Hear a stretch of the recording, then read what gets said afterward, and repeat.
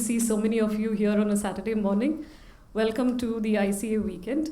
My name is Ruth D'Souza. I am going to be your MC for this morning.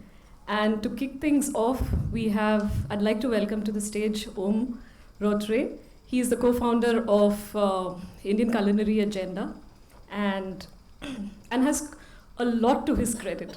Works at the cross sections of agriculture, food, and digital technologies. He writes on food, society, and politics.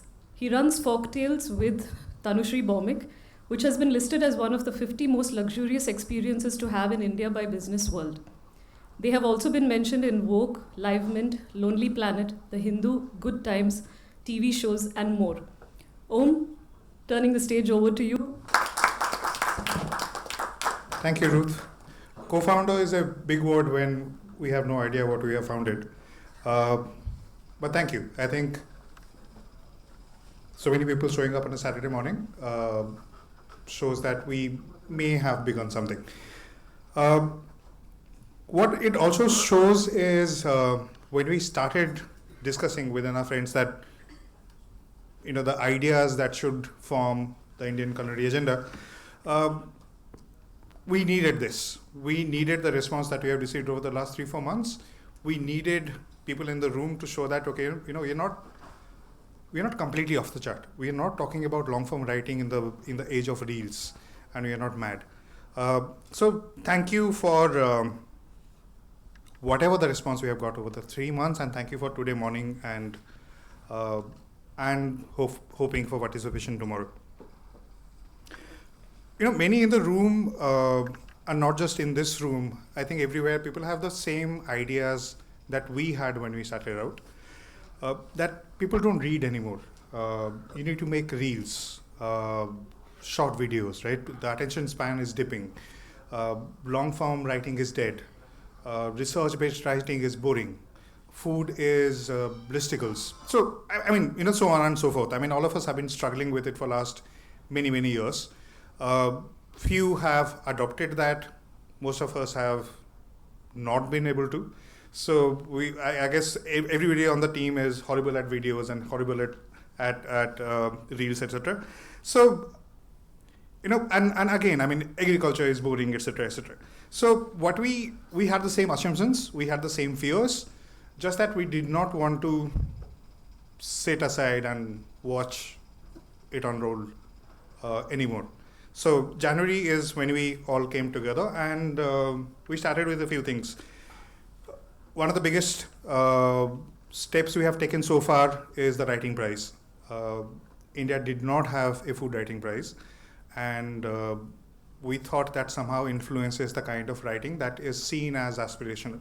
And we are not a writing platform, we will not become a publisher, but what we want to do is influence the kind of writing that is written and get space in publishing forums. So when we sent out the application, we had bets within the team. My bets were lowest. I was like, even if we receive 5 applications, we'll be lucky. We'll probably just select the best of 5 and make a lot of noise about it that the writing prize is launched. Within 2 weeks, we had got 37. It was open to Indian nationals. We received 37 applications from 3 continents, out of which 12 were shortlisted. 6 of those will be presenting in the second half today. Many of them are in the room right now. Thank you so much. We had no idea you existed. We had no idea you're looking to write 5,000 words on rice.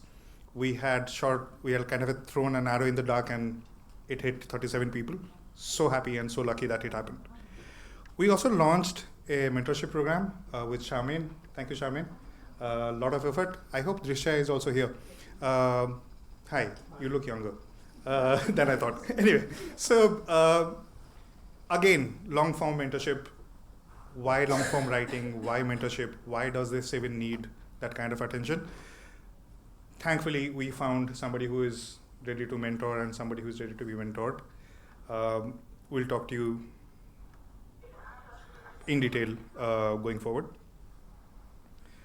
And we are going to launch a lot of other mentorship programs which will work around building skill sets for food writing and food research.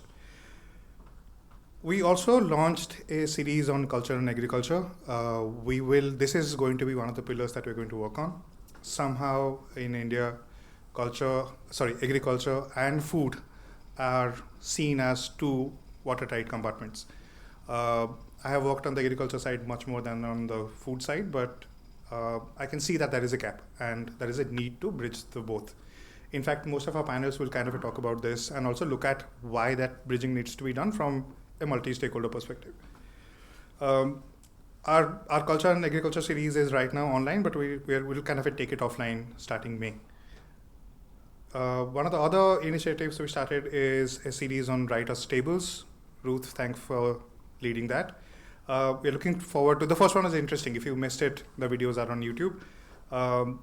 We're looking forward to many more from you, Ruth. Why we're doing that is food writing and when I say food, I'm also including agriculture for the next 2 days. Somehow we have not just the sectors are watertight and separate, the way we approach, document, archive, and write about these sectors are also very watertight and very differentiated. So what you're trying to do is talk about writing as a craft and how do you approach that as a skill set. So that's what, much more, I think Ruth will talk about it much more. So, by the end of both days, I hope all our assumptions will, at least most of our assumptions will be proven right. That the answer to no one reads is not writing less, but writing more and writing more interestingly. The solution to shortening attention span is not to create shorter content, but to engage deeper and longer. So the Indian Culinary Agenda will, right now, as I said, we are only 4 months old. But what we will be is a platform that helps these discussions happen, not just on our platform, but also on platforms that other stakeholders that we engage with. We kind of believe that Indian food discussions should have a platform of its own, a platform that helps discover and mentor new voices, an organization that renews and aggregates efforts to develop a language that is best suited to Indian food. While we will try to do as much as we can do within the structures of Indian Culinary Agenda, we'll also look to partner, enable, collaborate if anybody is interested in these directions.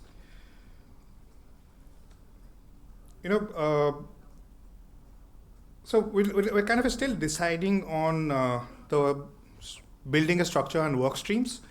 But what we will, all our work streams will reflect is, we'll talk about climate change, sustainability, and carrying capacity and consumption trends.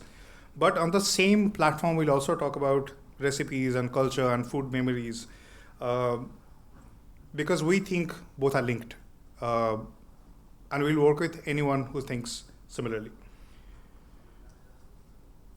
Over the next 2 days, you will see evidences of that intent in every talk, every panel, every speaker that we have selected to come and speak. So currently our aspirations are much more bigger than our capabilities. We made the best effort we can. I'm sure we have made mistakes. I just wish that over the next 2 days you'll be kind, you'll be more understanding. And as the team grows and as we have a structure in place, as we have more hands on deck, will be better than what ICA Weekend is going to be over the next 2 days.